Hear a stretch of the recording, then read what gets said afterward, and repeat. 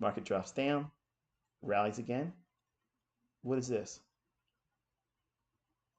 What's that right there? It's a fair value gap, but where is it? What's this level right here? Consequent encroachment on Wednesday's new day opening gap. So you have a fair value gap. It drops down. 1, 2, 3 times. Rally. Trading up into Tuesday's new day opening gap. Trades back down into all of this, which is a balanced price range. What makes this a balanced price range? If you look inside, there you have, come on.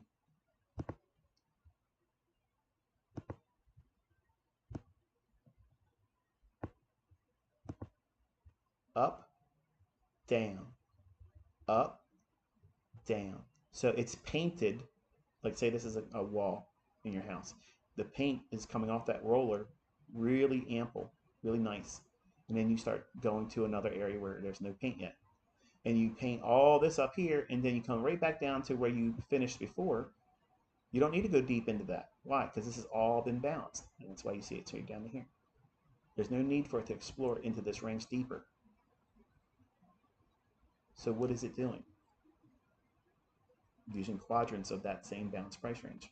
Put your fib or something like that and study that. See what it's doing? Everything is mathematically controlled by an algorithm.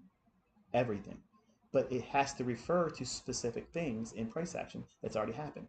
All of these calculations are happening so fast because it's computerized and it's cycling through time frames like real quick, and it's referring back to them really quick and making decisions and bang.